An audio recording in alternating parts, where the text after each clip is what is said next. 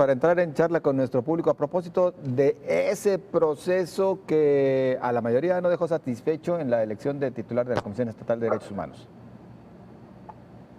Pues claramente, primero compartir que pues el proceso lamentablemente se ha desarrollado no siguiendo pues tanto los criterios internacionales en la materia, las peticiones de las organizaciones de la sociedad civil. Claramente no ha habido un proceso transparente y público, sobre todo al desconocer tanto los criterios de evaluación, al decidir que 29 personas fueron elegibles, como también a tomar la decisión final de modo de votación secreta, y por otro lado, pues no se garantizó la participación efectiva ciudadana. Al permitir estar presentes, de ninguna manera es garantizar una participación activa, y obviamente la participación es un derecho, no es un favor de parte del Congreso del Estado de Jalisco. Y finalmente, pues el proceso se llevó a cabo violando la propia ley de la Comisión de Derechos Humanos y además violando también la propia convocatoria del proceso, si bien justo constantemente se señalaba que no se puede salir de la ley, que tiene que seguirse lo establecido, pues sucedió lo contrario. Y preocupa que actualmente el Congreso del Estado sostiene que sí el proceso pues no fue violatorio a ninguna legislación, y creo que sobre todo preocupa porque esta acción se realiza en términos de representación de la ciudadanía tan afectada por el contexto de violaciones a los derechos humanos, pero también con esta permisibilidad, impunidad y prepotencia de que yo puedo violar la ley y no pasa nada, porque hay muy pocos recursos efectivos que se pudieran emprender ante esta situación. Entonces, sin duda alguna es un acto sin consecuencias, que también pudiera determinarse como un acto de corrupción, incluso al desviar los intereses públicos con instituciones de tanta trascendencia al nombrar su persona titular a ciertos intereses, favores, negociaciones privadas pactadas previamente. Ana Carolina, te preguntaría, ¿a estas alturas del partido se puede reponer el proceso? ¿Lo ven viable, factible? Sí, justo por parte de la organización, pues hemos recibido muchas presiones para actuar al respecto. Hemos realizado análisis muy profundos, sobre todo pues nos preocupaba mucho la improcedencia, por ejemplo, de presentar el acto de amparo, donde la ley de amparo establece que este tipo de elecciones y nombramientos realizados por parte del Poder Legislativo no se puede impugnar por esta vía. Sin embargo, también hemos logrado pues consolidar esfuerzos con otros actores. La próxima semana, inicios de la próxima semana, les haremos llegar más información sobre las estrategias, pero efectivamente vamos a presentar tanto un amparo como también realizar algunas acciones a nivel internacional, que como mencionaba próximamente por parte de la organización junto con otros actores vamos a anunciar. Ana Carolina, bueno, interesante lo que mencionas de cómo el amparo para el caso específico tal vez no es la mejor vía. Aquí lamentablemente es lo que sí tenemos en contra como sociedad, pues es el tiempo, porque entra en funciones el día 12 de agosto. ¿Qué sucedería, suponiendo sin conceder, que se logre algún recurso legal, sí, para suspender el proceso de elección y ya Luz del Carmen hubiera tomado posesión del cargo?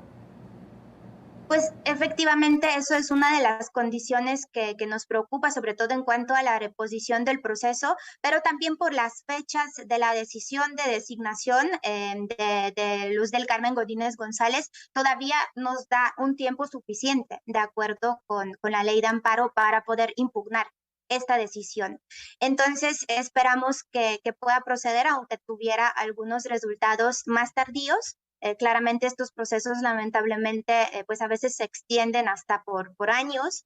Sin embargo, también el motivo de generar este tipo de recursos no es solo impugnar esta decisión en concreto, pero ver de qué manera también se puedan generar los cambios más estructurales, sobre todo en términos de cómo también tener más rendición de cuentas, más transparencia, más participación, más vigilancia para los procesos de nombramientos de los cargos de tanta relevancia frente al contexto. Entonces, justo el objetivo, obviamente, igual no se puede lograr, como mencionaba, a corto plazo, pero esperamos que el resultado pudiera ser de más impacto.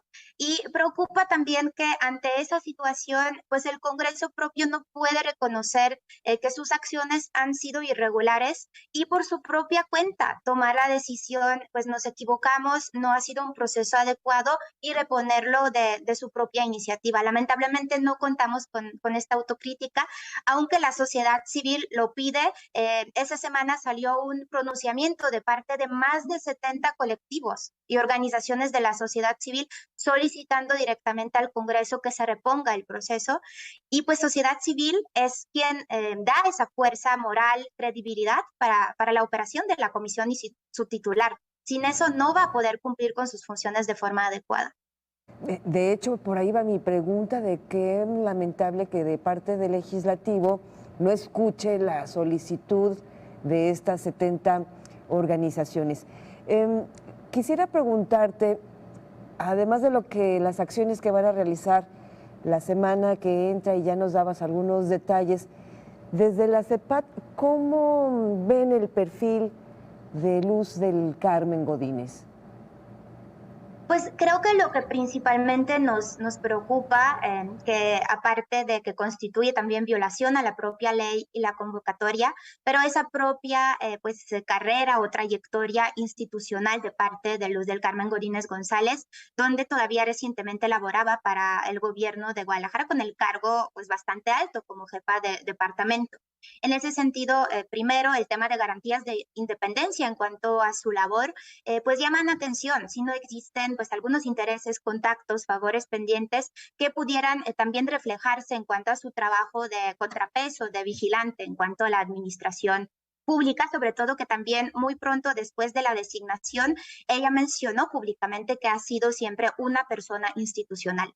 Por otro lado, lo que nos ha preocupado, que nos hemos pronunciado al respecto, ha sido el tema de su expertise, tanto que se reflejó en su entrevista, en su comparecencia, pero también en su ensayo, que está o parece ser muy limitado en cuanto a uno de los temas muy específicos de protección de derechos de niñas, niños y adolescentes, que si bien, como hemos mencionado, ha sido un tema muy invisibilizado y efectivamente hay que priorizar más la protección de derechos de este grupo de población. Sin embargo, pues nos llama atención que pudiera haber una falta de atención integral a toda la complejidad de las violaciones a los derechos humanos que se dan en Jalisco y también incluyendo las graves violaciones a los derechos humanos como desaparición, tortura, pero también, por ejemplo, el tema de personas defensoras, libertad de expresión o defensa de territorio, medio ambiente o población LGBT y QI+. Y por otro lado, también lo que nos llama atención, lo que nos preocupa es que ella pues señaló públicamente que fue designada, que fue elegida, fue designada y que el proceso ella considera que fue de acuerdo con la ley. El hecho que desde su primera declaración señala que no hubo ninguna omisión, que no hubo ninguna irregularidad ante una clara violación a la convocatoria y a la ley, pues preocupa qué tanto firme, qué tanto independiente va a ser posterior su actuación frente a la omisión, frente a la mala actuación violatoria a los derechos humanos por parte de las autoridades. En caso que el recurso legal o los recursos legales por los que se opte por parte de las organizaciones tarden en dar resultados y asuma como titular de la Comisión Estatal de Derechos Humanos Luz Carmen Godínez, se han planteado las organizaciones, Ana Carolina, ¿cómo van a proceder, cómo van a actuar? ¿Trabajarían en coordinación con la Comisión Estatal de Derechos Humanos? ¿Le harían vacío por parte de las organizaciones? Insisto, ¿lo han analizado ya? Creo que son dos cuestiones. Primero, las organizaciones, las víctimas, los colectivos, lamentablemente en los últimos años o hasta décadas han trabajado solas. O sea, no han contado con el respaldo de la comisión. En mayoría de las situaciones, la comisión ha mostrado esa tibieza, esa pasividad y falta de apoyo, sobre todo en los momentos claves. Entonces, creo que ciertas cuestiones de la práctica van a seguir las mismas. Vamos a seguir pues nuestros propios objetivos, nuestras propias actuaciones frente a las violaciones a los derechos humanos que suceden en el Estado sin que tengamos ese respaldo de la Comisión. Pero claramente no se puede poner pausa, ¿no? En cuanto a la defensa de los derechos humanos y a la protección de la población jalisciense, tomando en cuenta la gravedad del contexto. Entonces urge también que, aunque esa especialidad de Luz del Carmen Godínez González es más limitada, que se pudiera generar pues un diagnóstico realmente constructivo que pudiera abarcar pues toda la complejidad de los temas, de las problemáticas que mencionaba, y que este diagnóstico pudiera ser participativo para por mientras también pues poder llenar este vacío y dar un seguimiento verdadero, ¿no? A lo que está sucediendo en Jalisco. Lamentablemente desconocemos su plan de trabajo, no ha sido público, en la comparecencia ha sido abordado de manera muy reducida. Entonces también uno de los pasos importantes es poder compartir este plan de trabajo y poder alimentarlo también desde las necesidades, observaciones de las víctimas principalmente, pero también las organizaciones de la sociedad civil. Se nos agotó el tiempo, Ana Carolina, pero sí quiero aprovechar tu presencia en esta emisión y hacerte una pregunta más en otro tema, si me lo permites. También quisiéramos conocer la postura de la CEPAD en torno a este caso lamentable de Otra Luz, en el caso de Luz Raquel Padilla, y el tratamiento que se le ha dado, incluso nuestra pregunta del día para nuestra audiencia, el tratamiento que se le ha dado a este tema tan lamentable por parte de la Fiscalía, autoridades, medios de comunicación y sociedad en general.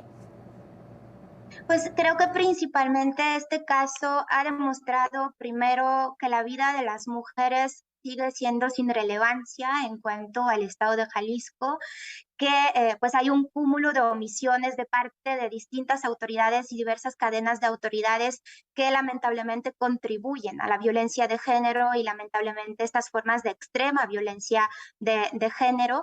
Y por otro lado, también este caso sin duda alguna nos demuestra esa falta de reconocimiento y sobre todo de asumir la responsabilidad por parte de las autoridades en cuanto tanto a poder realmente decir qué está pasando y reconocer que en cuanto al tema de género, Jalisco ha fallado a las mujeres y a la sociedad, pero también en cuanto a las acciones que se pudiera generar frente a esto. Sabemos si no se reconoce, si se culpa constantemente, que es un hecho de descomposición social, que la fiscalía, que las autoridades no son responsables al respecto, no vamos a salir de este hoyo donde al final pues cuesta las vidas, ¿no? Y sobre todo las vidas de las mujeres.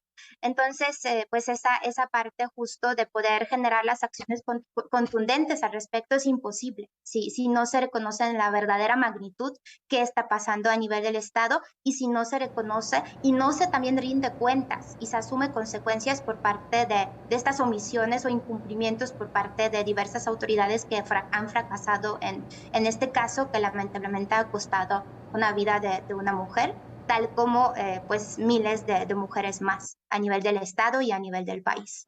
Ana Carolina Chimiak, muchas gracias por acompañarnos.